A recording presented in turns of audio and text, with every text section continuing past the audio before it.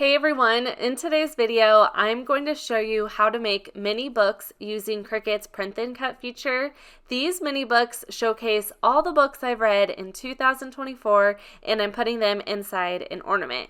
I've seen this project trending on TikTok over the past couple of years and I'm finally making one for myself. I'm not sure who the original creator was, but I'll share some TikTok accounts that I watched in my description box. I'll also be sharing my favorite technique for creating these with the Cricut machine, so stick around and let's get started. I'm going to be using sticker paper for this project. I'm using the brand Nito Labels. I really like this one, but you can use any sticker paper that you have. I'll be putting all of my products I used for this project down in my description box if you're looking for any links.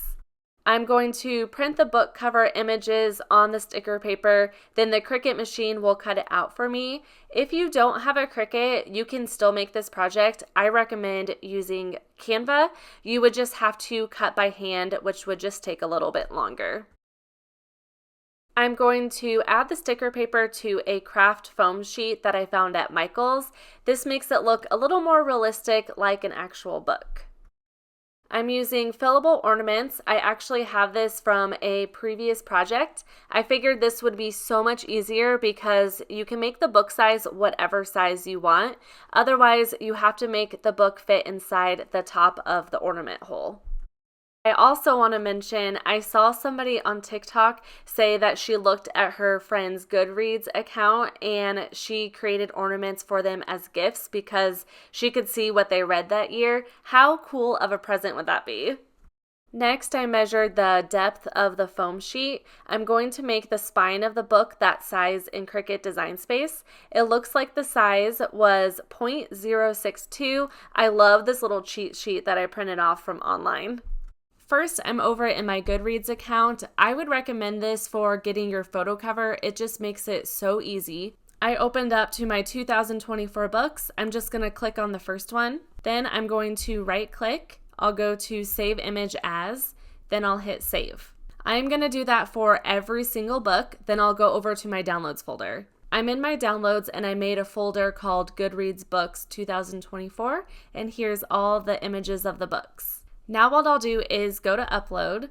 I have already uploaded all of these into Cricut Design Space, but I'll show you the process of doing this. I'll click upload image, browse. Here's my folder. I'm just going to upload one of these. I'll hit continue, apply and continue. I'm going to choose flat graphic, and as you can see, it says it's for print and cut. Next, I'm going to upload all of the other images. It's going to pull them in all really big, so what I'm going to do is just highlight over them and make it smaller. I'll put all these off to the side and I'm just going to work with this one here. For my sizing, I decided on 1 inch for the width and I want to do 1.5 inches for the height. As you can see, it's close to that, but I want to make it exact. So I am going to delete this and make it 1.5 inches. I can't remember exactly what made me decide on those dimensions. If you are using a regular ornament, like I said earlier, you'll just want to make sure it'll fit inside the top, and I'm assuming it'll have to be smaller. I like to make the books just a little bit bigger. I've read, I think it was 21 books, and I want it to fill up more of the ornament, so that's why I like those fillable ornaments. But you can make it whatever size you want. Next, what I'm going to do is grab a shape and get a square. I want a picture of the book on both sides. I also need to make sure I include the spine. This is 1.5 inches for the height, so I want to make my square 1.5 inches also. The width of the book is 1 inch, but I'm also going to be adding another one, so I'll hit Command D on my keyboard. I'm going to have one on this side and one on the other side. I have 1 inch plus another 1 inch for the width, and I'm going to add 0.062 inches for the spine. So that is 2.062 inches. I'll type that in here for the square. Okay, that looks great. I found this way easier to line everything up, making a whole rectangle, but you can just do the spine as well. Now what I want to do is I want to make this a color from the inside of my book. I have a really good hack. I use it all the time on my channel, so if you've watched me a lot, you'll know what I'm about to do. But I'm going to go back to my Goodreads. I have a color dropper installed on my computer. To get this on your computer, I just Google color dropper and this comes up and it has an option to add it to Chrome. I'm using Chrome, so if you're using something different, I'm not sure how you would get that added, but that's how I did it on my computer. I'm going to click on the book to make it a little bit bigger. I'll click on my color dropper. Then I'm going to highlight over the bright yellow section. You can choose any part of the book. You can do dark orange, the blue, really any of them. I'm going to choose the yellow. I'll click on it.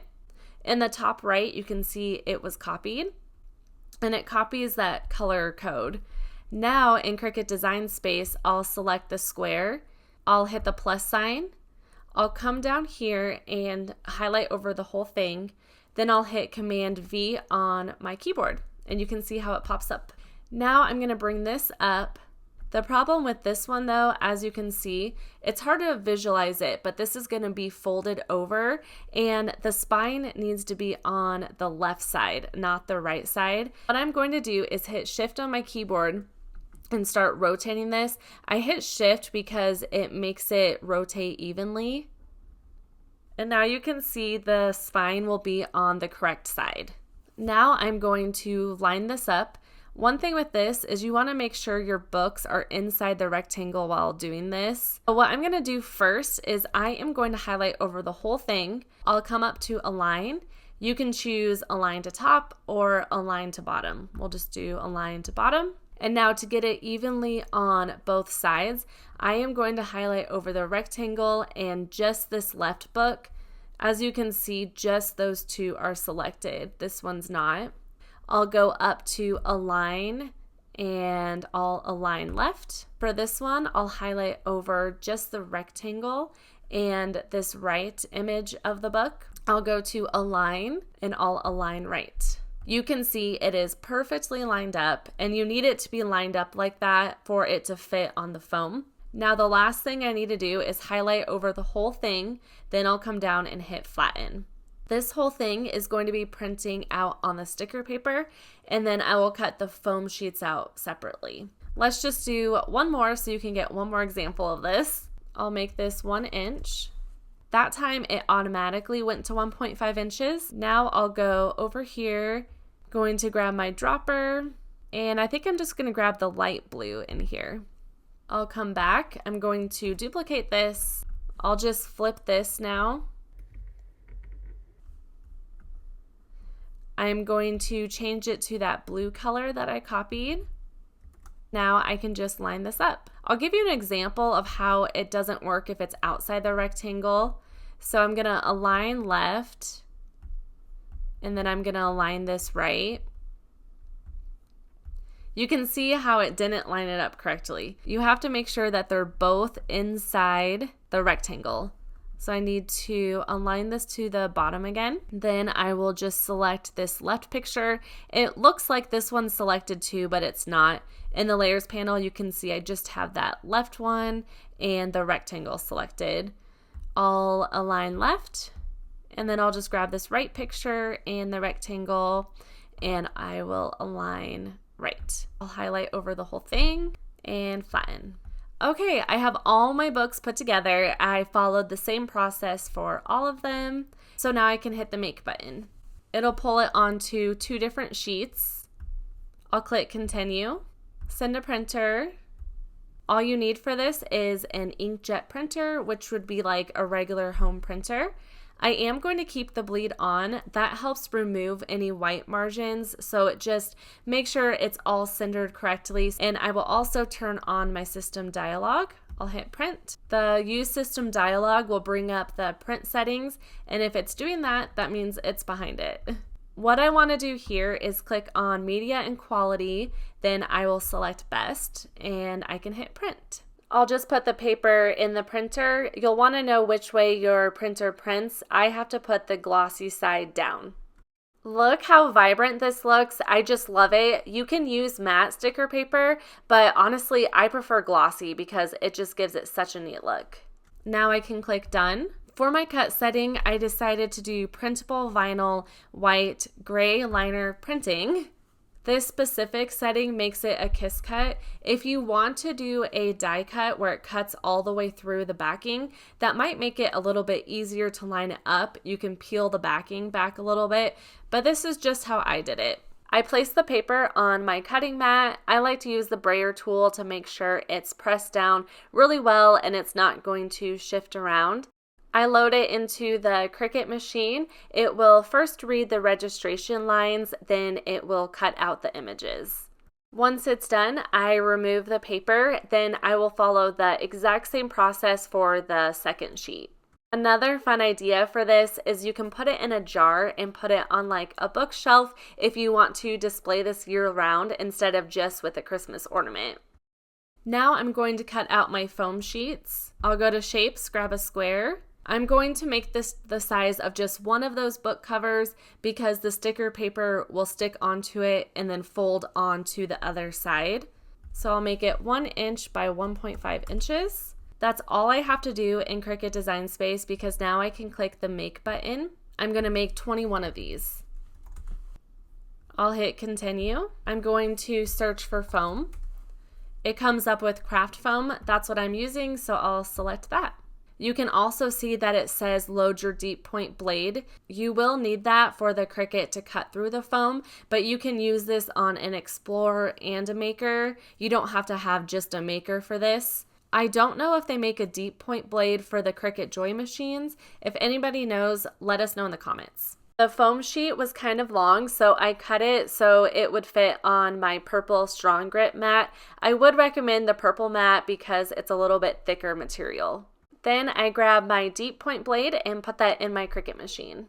The Cricut will cut out the foam sheets. It did a fantastic job. One thing I want to show you though, make sure your white rollers are over to the side. I always leave them on the side because you can see it left indents in the foam. I'll unload the cutting mat, then I will just take out all those little foam rectangles. Now I'm ready to add the sticker paper to the foam sheets. I basically just eyeball this. I try to line it up as best as I can. I started kind of on one corner and made my way to the other corner. I pressed that down, then I folded it over the spine. I tried to kind of press it up against the spine. Then I went to the other side and just pressed that down. I use the brayer tool just to press it in, and honestly, I don't think that worked that great. I'll show you here in a second how it kind of came up at the spine a little bit. Look how adorable that is. I love the little foam. It does make it look thin, so if you want to come up with a way to make it look a little bit thicker, you can. To me, this was just an easy way to do it, and I think it looks great. Here, I'm just doing another one, and I just can't get over how cute this is. I love it. With this one, I didn't have it lined up exactly right, but I was able to pick the sticker paper back off the foam and realign it. I would just recommend when you're doing it, press it down lightly and then it makes it easier to remove the sticker paper.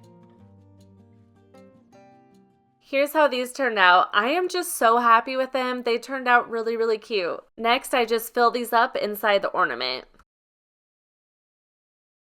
This is just so fun. Here's how it's looking. I am going to add some vinyl on the front of the ornament, so I'll head over to Cricut Design Space and show you how I put that together. I'll upload my SVG next. I thought this was a really cute SVG. I am going to change a few things with the SVG. I'm going to go up and hit ungroup. I'm actually going to get rid of the stars. I just feel like sometimes it's easier to not deal with little pieces like that. I also feel like there's this weird empty space up here. I want to add the year, so I figured this could be a good place to add it. Also, looking up here, you can see this little dot. I have no idea what that is. I am going to hit ungroup. It looks like over in the layers panel, I can delete that circle. Now what I'm going to do is grab this heart in the center. I need to ungroup the hearts. I am going to find that heart. I'm going to bring it to the way top. That way I can just grab it, and I'm going to bring it over here. It kind of just fills that gap, but then also I'm going to add 2024 in there. I'll go to my text. I'm going to be using the font September. I will type in 2024. I cannot remember where I found this font. I will try to look. I need to change it to the same black color. Actually, I'm going to change it to white since I'm going to slice this out of here. I'll make it smaller to fit inside my heart. Okay, I like that. I'm going to highlight over the heart and 2024. Then I'll come down to the bottom and select slice. So I'm just going to take that out of here. That looks so cute. I love that. Now I'm going to highlight over this whole thing. I will attach it. I'm using adhesive vinyl for this. The last thing I need to do is size this. I am going to make it 2 inches for the height. I did already make this and I'll show you here in a second. I struggled a little bit putting this on the round ornament. A way to fix that is to make the SVG smaller. I'll hit the make button. For this, I'll just choose vinyl. I'm cutting this out on Oracal 651, which is permanent vinyl. I weed my design, then I will add transfer tape. Let me know in the comments what some of your favorite books were this year. I always am adding to my TBR list, so I would love to hear what your favorites were.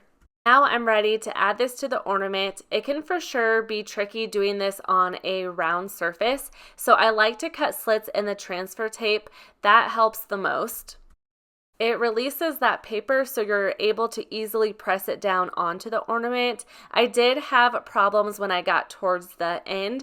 The books in cursive was trying to overlap with the letters on top of it. I took the transfer tape off even though books wasn't on there great. I wasn't happy with it, so I ended up removing that. You can see the L and the S were messed up.